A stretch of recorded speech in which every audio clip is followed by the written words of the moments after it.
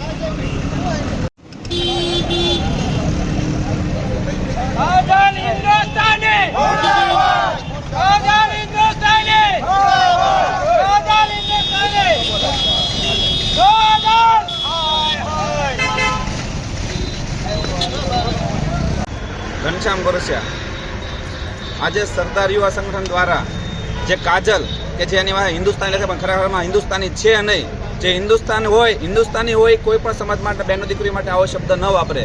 આજથી 9 મહિના પહેલા મોરબીની દીકરીઓ માટે સુરતના એક પ્રોગ્રામમાં સ્ટેજ ઉપરથી બોલ્યા કે 9 મુસલમાનના છોકરા હારે પાટીદારની દીકરીઓ કે જે એકાબીજા માટે બોયફ્રેન્ડ ફેરવે છે, પહેલે તો એની વાતમાં તે સસ્તી પ્રસિદ્ધિ મેળવવા માટે આવી વાતો કરે છે। જો આને ખબર હોય કે 7 દીકરીઓ પોતાના પપ્પા પાસેથી પૈસા લઈને મુસલમાન છોકરા લવ જેહાદ માટે કામ કરતી હોય અને બીજા સમાજના દીકરાઓ માટે પૈસા ઘરમાંથી ચોરે છે, તો એના વાલીને બોલાવીને સમજાવવાની કોશિશ કેમ ન કરી? ફક્ત ને ફક્ત મીડિયામાં હાઇલાઇટ થવા માટે સસ્તી પ્રસિદ્ધિ મને બનાવી બેઠેલી વાતો છે અને આ વાત તદ્દન ખોટી છે। અને કોઈ પણ સમાજની દીકરીઓ માટે કે જેમ કે બહાર કોલેજમાં ભણતી હતી ને ઉંમર બોલે છે 15 થી 16 વર્ષ, એટલે આ વાત કોઈ મેળ આવતો નથી। ફક્ત ખોટી વાતો છે, પોતાની ટીઆરપી વધારવા માટે કરેલી વાતો છે।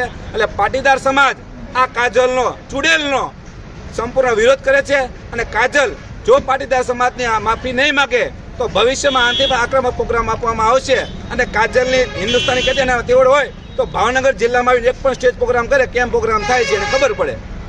જય સરદાર!